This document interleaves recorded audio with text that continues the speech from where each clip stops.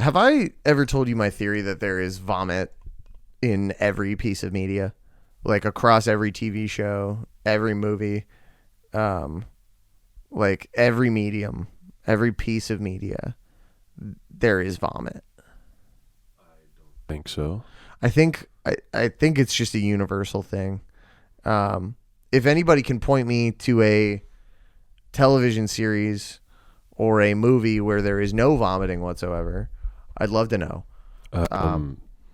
Memento. The Christopher Nolan movie Memento. Did you watch it today or like last night or something? Do you have a photographic memory and you haven't told me yet? Whoa, Memento is your favorite movie? We've never gotten into favorite movies on this podcast. I've seen it like a million billion times. And you know for a fact there's no vomiting in it? Be confident. Okay. Yeah. I don't think anyone throws up in either. No, yeah, I've never seen La La Land, so it's fantastic. This is just a theory I'm working on. Yeah. And it's, the nature of a theory is it's not always going to be 100%, I think the nature of a theory is that it's like 90%. Not proven. Yeah. Not that it's 90% true. Well, I have a different definition of theory because I went to is that another theory? I went to a school for pale kids. Okay. Yeah, I went to a special school for pale children, and they taught me different things. So. Gotcha. Okay. Jesus Christ. We're on the third day of this music video shoot. Mm-hmm. I was about 10 minutes ago. I was fully green. I was in a green screen suit, so I could play a ghost. You're gonna be in the video. We're shooting your scenes today, which is cool. You asked me about wardrobe. What were you expecting me to say? I don't know. I just didn't know anything about the video or like what the theme was or anything. Sure. Or like if certain colors were banned or something. Sure.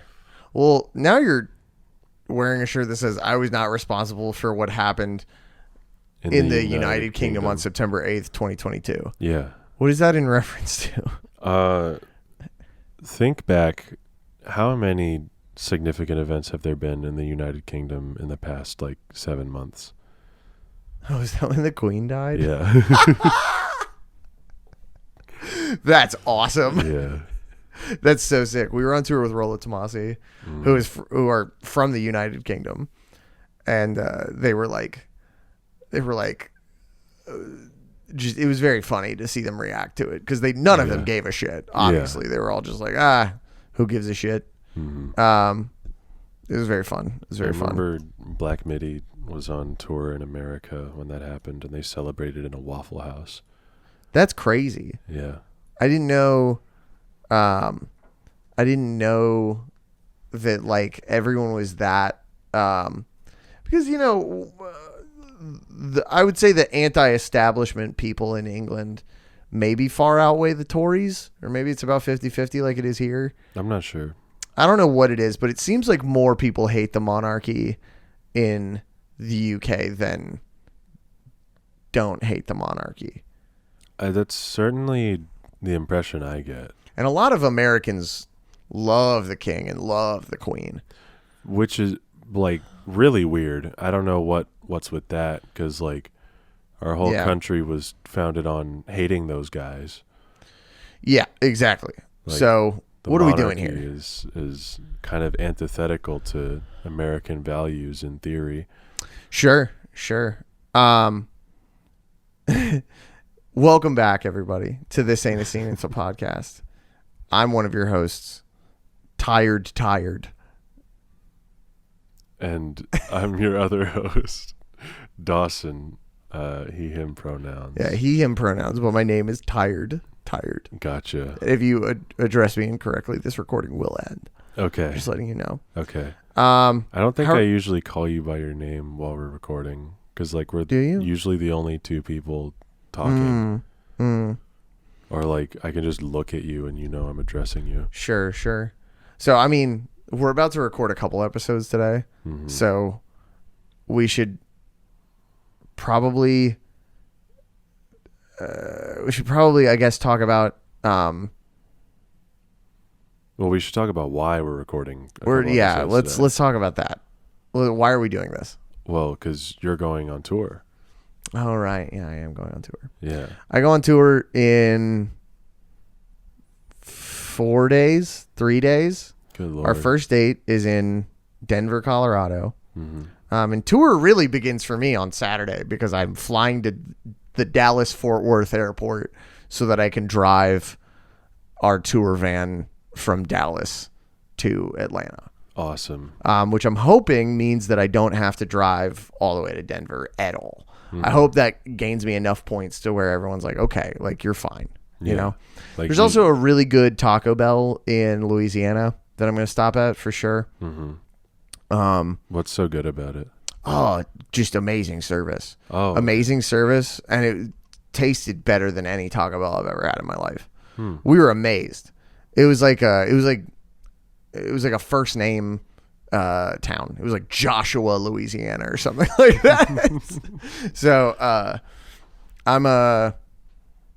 I'm pretty excited to go do that. But yeah, I'm going to be gone for a while. So not for a while. It's 15 shows and I'm gone for like 2 weeks. So we have like 2 off days in that time period. So it's like we have 8 shows on and then like 7 off.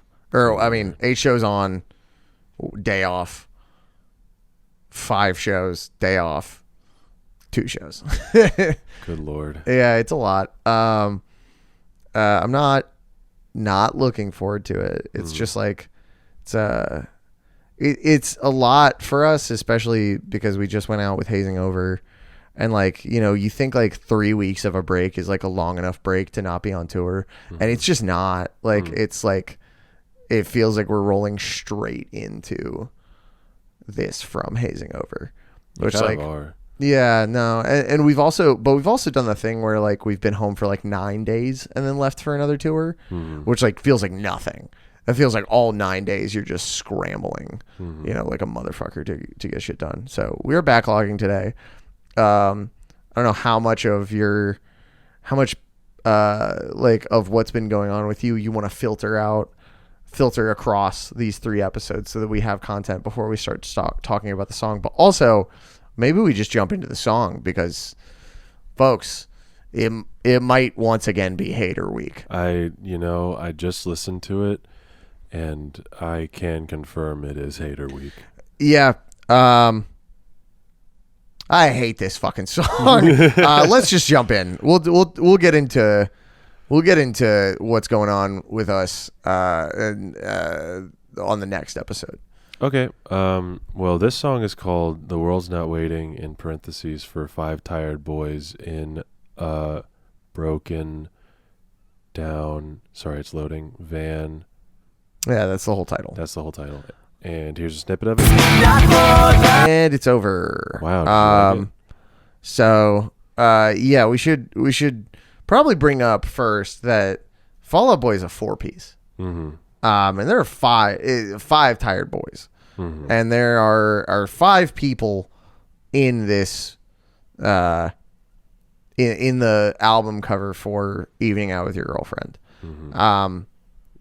Not including the girlfriend. Not including the girlfriend. Yes, there are 6 people in total in this album cover. We should probably talk about our relationship with this album EP. Okay. Demo, whatever it is technically. I maybe listened to this a little bit around the time of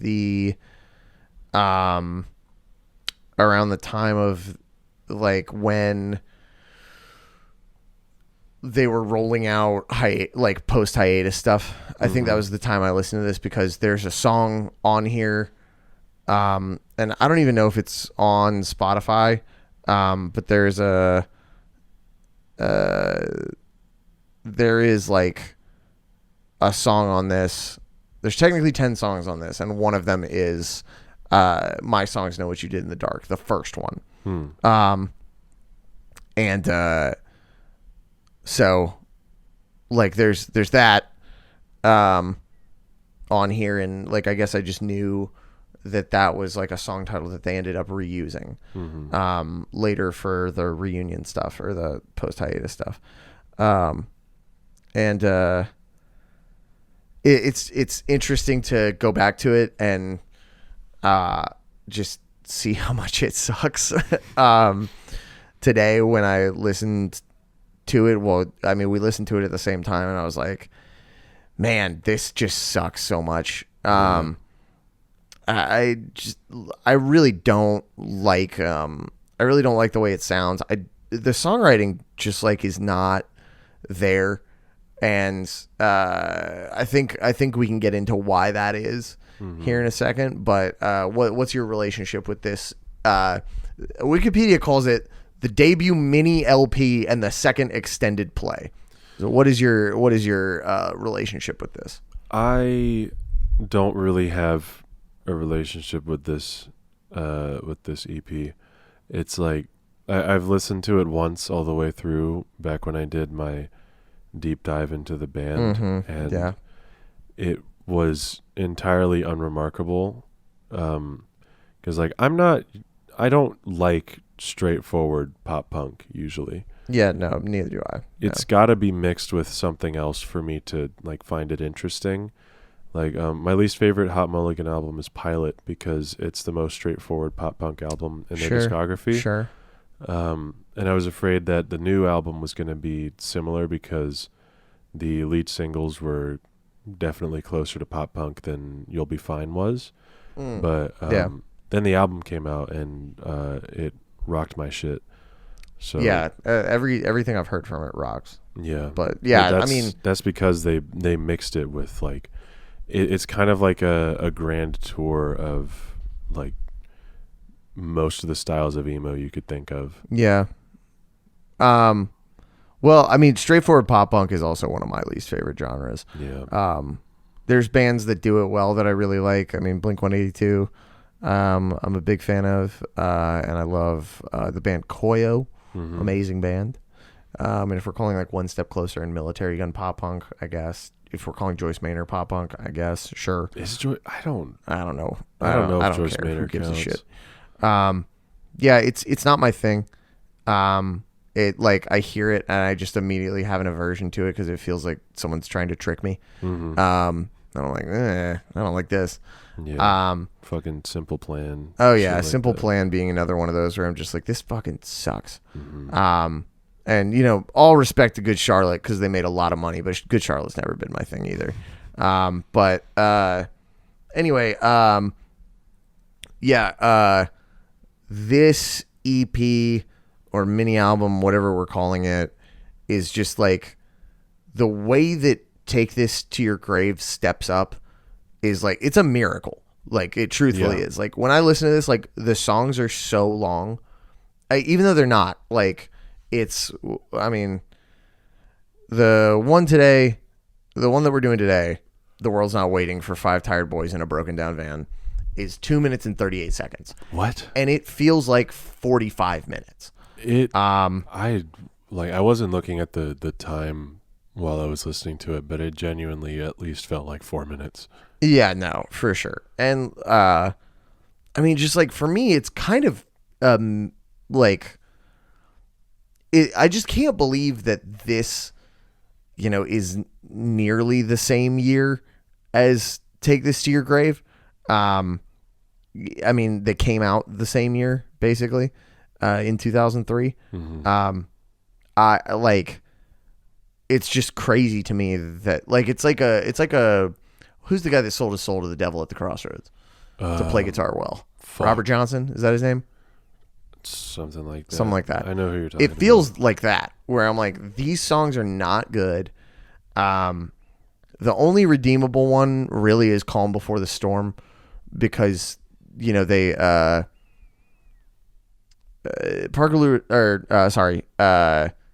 Calm Before the Storm got re-recorded for Take This to Your Grave. And I think it's like one of the weaker songs on Take This to Your Grave, but that song is almost 5 minutes long. And when I'm like in that song, I'm just like, when does this shit end? the world's not waiting. Like there's so many parts. There's not really a hook. Mm-hmm. Just as we were listening to it today, I was just like, what do people see in this? Because Maddie Caffrey, who's been on the podcast before, loves this album so much. Really? And next time we have one of these episodes, we're gonna have her on because this one is tough. Mm-hmm. I don't have a whole lot for this. Yeah. You say something about the song. I think the closest thing this has to like a hook is the "We've been down, we've been out" bit. Mm-hmm. But it's like, it's the kind of thing where like that hook is almost compelling. Like it's like, even really. It's like, it's the kind of thing where you write as a band and you're like desperately trying to make it into something, but it just doesn't come together. It's not happening. Yeah. You're like, oh man, but this melody is like kind of catchy and like I want to work it into something, but like it doesn't really, it never comes together. Mm-hmm. And it just is kind of annoying. Yeah, and I will say, like, you know, it's the first thing that a fantastic band did. Mm-hmm. And if I was being judged, if my band's discography was being judged for the first two things we ever did, actually, I would be fucking horrified. Mm-hmm. So there is this element of just like, it's cool to see where they started out. Mm-hmm. That's kind of the only novelty to this, though, is like, and I mean, the only reason that you listen to it is because you did that Discog deep dive. Mm-hmm. And like, I mean, which was essentially content, right? I mean, like, yeah. I don't think I would have listened to this on my own because I've heard it, like, before then I heard it was bad. Yeah. And then I listened to it and I was like, this is bad. It is very bad. There's some interesting stuff. There's glimmers of hope. And like, I mean, I think the part that I want to bring up is like, not only are the like songs just not there and the performances aren't exactly there. You guys are good. Come on in. You're fine.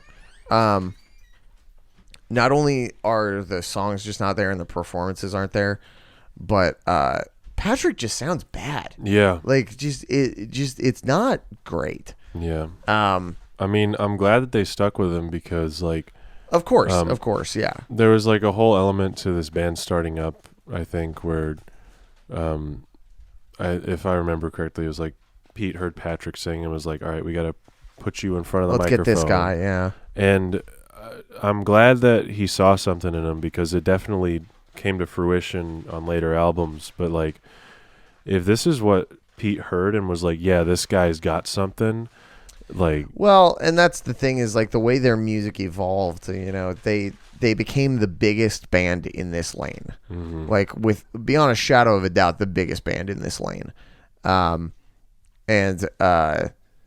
You know, becoming the biggest band in this lane, you know, you get tired of playing the same shit. Mm-hmm. So they evolved and, you know, became something different, obviously. And, you know, I think that part of, you know, they did get big off of this. They did tour off of this. They did very well off of this, even though it sounds the way it sounds. And Take This to Your Grave, you know, cult classic immediately upon release, nearly. Mm-hmm. And they just kept getting bigger and bigger. And I think the drive there is like, oh, people like this. Like, I have to get better at what I do. Mm-hmm. You know what I mean?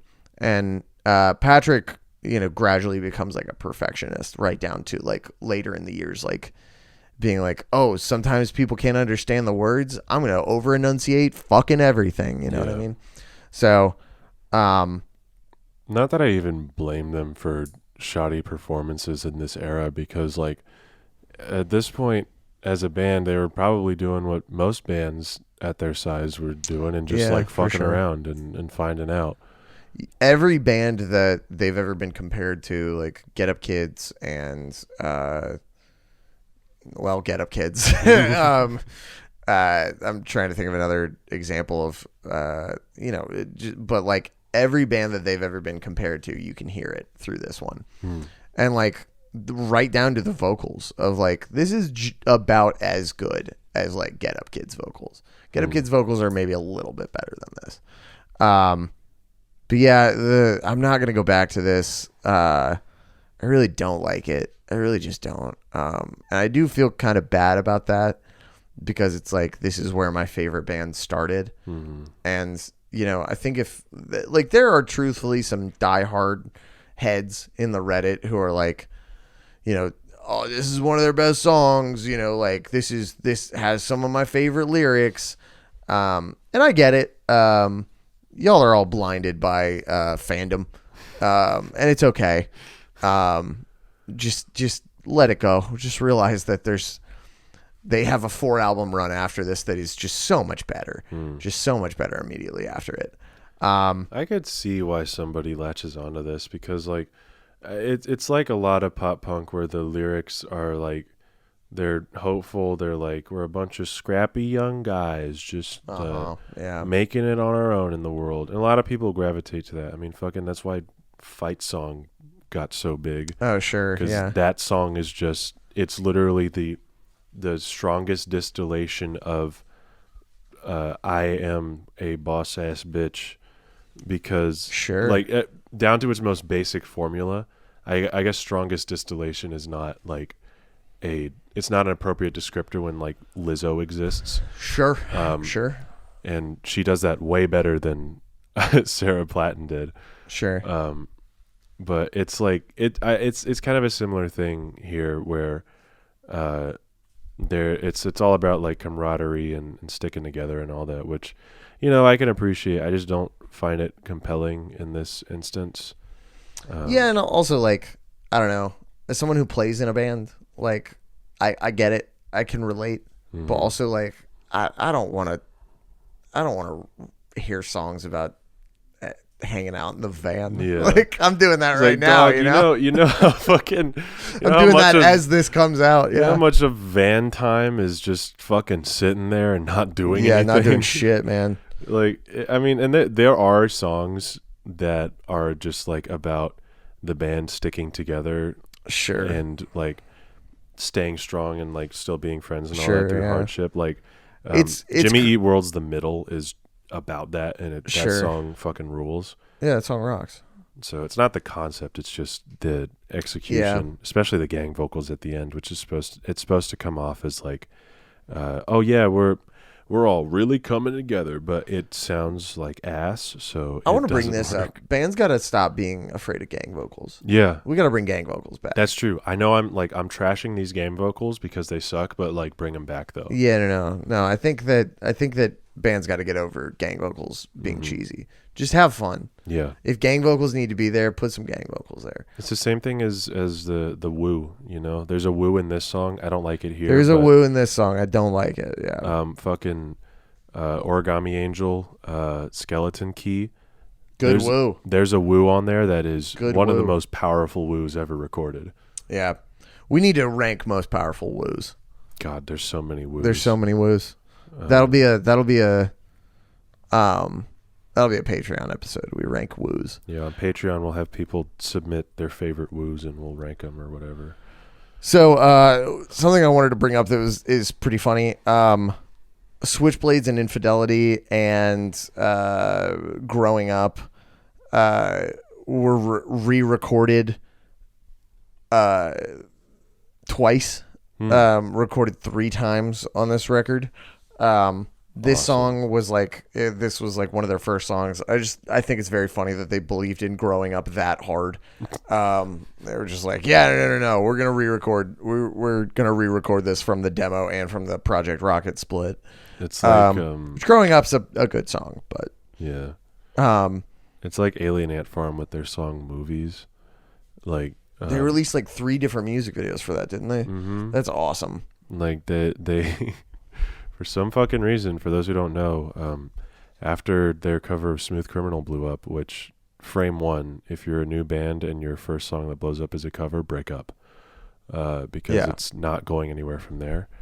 Or I don't know. Break up. But after that, they had and to be fair to Alien Ant Farm, part of the reason why they fell apart is because I think their label went bankrupt Oh, did they? They got lost in the shuffle somewhere. They were on. But even so, I was about to make a bad joke. Maybe if you stopped yourself, you shouldn't say it. Yeah, no, for sure. But even with that knowledge in mind, for some reason, for their follow-up, they tried to make this one song called Movies work, which I think my friend Nico of Big Yellow, it might be Nico. If it's not Nico, I'm sorry for slandering you. Shout out Big Yellow, though. I think he said that song bangs. Movies? Yeah, Movies. Movies does bang. Yeah, it's like there's something about it, though, it's not. I don't think it's hit material. I don't think you should push that. No, but it is just a good song. Yeah. Which is nothing wrong with it, but like recording another music video for it after you've already done one and it didn't catch on is like, come on, guys. I wanna bring this up. They were a 5-piece recording this record. And I believe they were a 5-piece for the demo and the Project Rocket split that they did. Mm-hmm. So that means they were touring as a 5-piece until the lineup switch came along. The personnel on this record was Patrick Stump lead vocals, Joe Troman lead guitar backing vocals, Pete Wentz bass guitar backing vocals, Mike Periscope on drums, and TJ Kunash on rhythm guitar. So Patrick Stump without a guitar is just like, it's a hard image to conjure. Mm-hmm. Patrick Stump like just with a mic, very strange. What was he doing up there? Soul punk era, soul punk esque.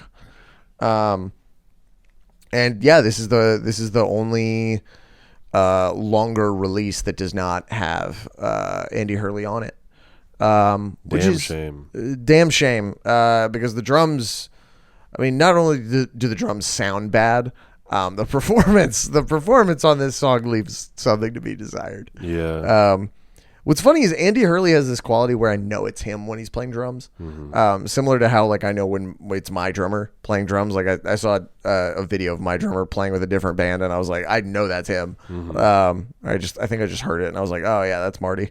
Mm-hmm. It's funny that like he has like kind of a signature tone in that respect.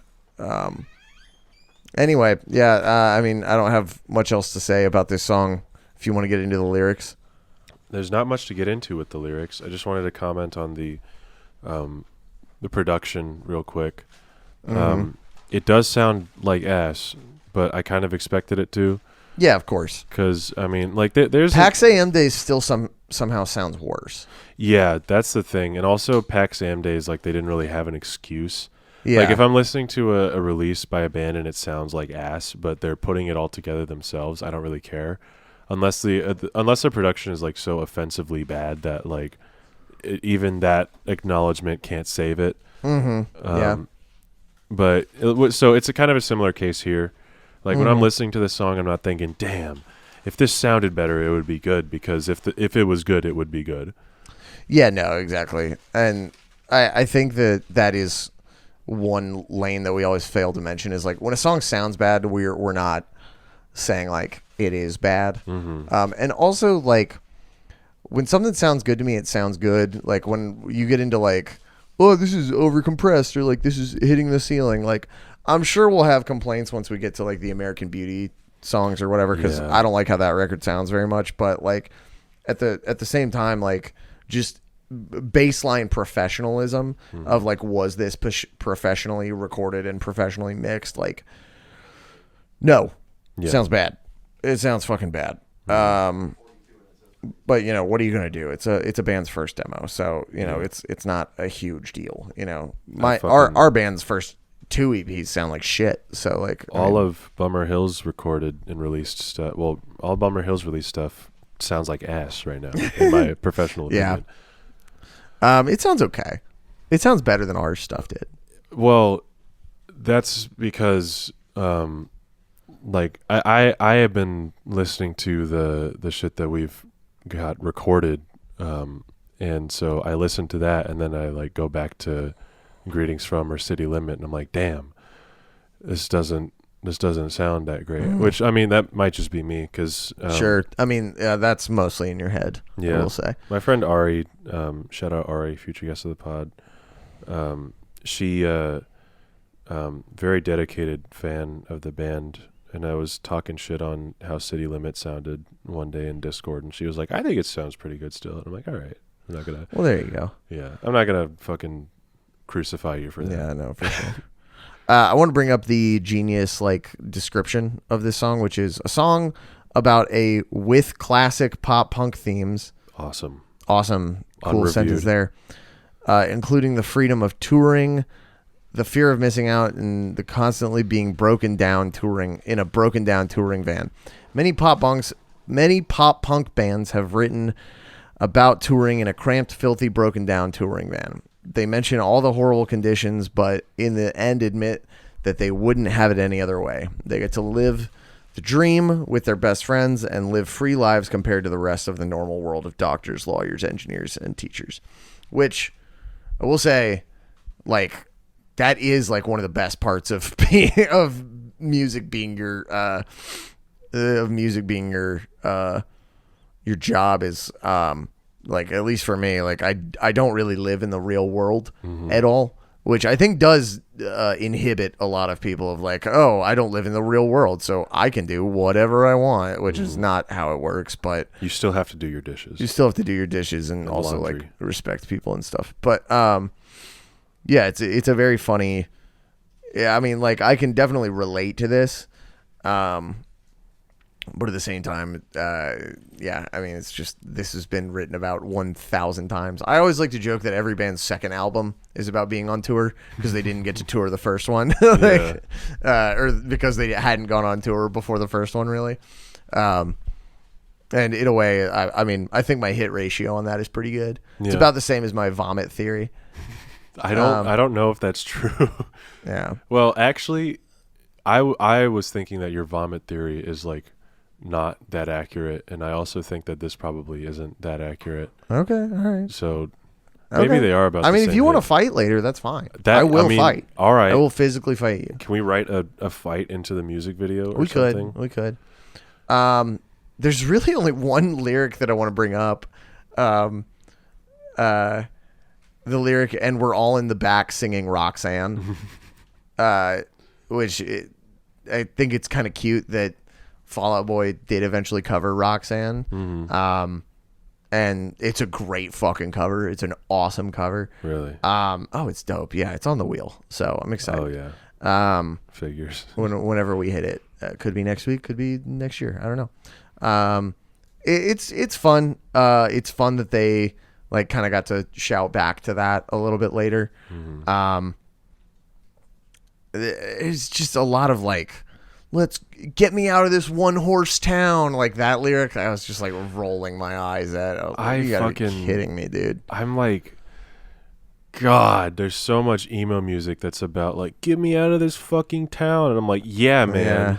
Fucking, I get it.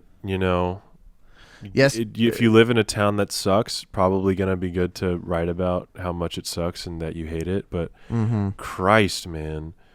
The other day we listened to "The Great Escape" by Boys Like Girls. Do you remember that song? No. Okay, never mind then. Okay. I mean, there's a lot of get out of this town, and that's the great escape they're making is they're getting out of this town. Make it interesting if you're writing about that. That's really just the rule with anything. You can write about anything, even if it's been written about a million billion times, as long as you make it interesting. 1,000%. Yeah. Do we have anything on Twitter? I don't think so. Yeah. Twitter's pretty quiet. Well, we're at a significant episode length that we could probably just move on then. Did we talk about the cab last episode? We talked about the cab a few episodes ago. Okay. Early Maroon 5 core. I saw that. Yeah. I saw that tweet. Yeah. Josh Winters again. I think the Cab's first album is about as good as the first Maroon 5 album. Maroon 5 album is definitely better. Yeah. But the Cab's album has some bops. Mm-hmm. The second one's bad. How do you feel about that Maroon 5 album in general? Songs about Jane? Yeah. Slaps. So good. There's so many good songs. I was singing a song for me yesterday. I was singing This Love yesterday. This Love is a banger. What a banger. Yeah. There's nearly nothing on Reddit on this song. There's a couple just defenders of, and there was mostly talk about this, like, I think it was like, what's their most pop punk song title? And it was this one for sure. And I don't know if I agree with that entirely, but it's close. It depends on what they like qualify as a pop punk song title. Because if we wanted to make that argument, I could argue that Growing Up is a deeply pop punk song title. Oh, but it's not long enough. But hey, that's like fucking what 70% of pop punk is about is growing up and moving out and whatever. I mean, I would argue that the final boss of pop punk song titles is when Hot Mulligan called a song "Feet" Mark Hoppus. Yeah, that was hilarious. Awesome. And for those who heard that and went like, "Feet, calm down." It's FEAT. So fucking you're not gonna see any Mark Hoppus feet anytime soon. I'm sorry. God damn it. I mean, I could probably find it. Episode art, just Mark Hoppus feet. I'm not putting the episode art as Mark Hoppus's feet. I'd like you to. Yeah, but no, we're going to. We're gonna do that. That's something we're gonna do. Who makes the thumbnails around here?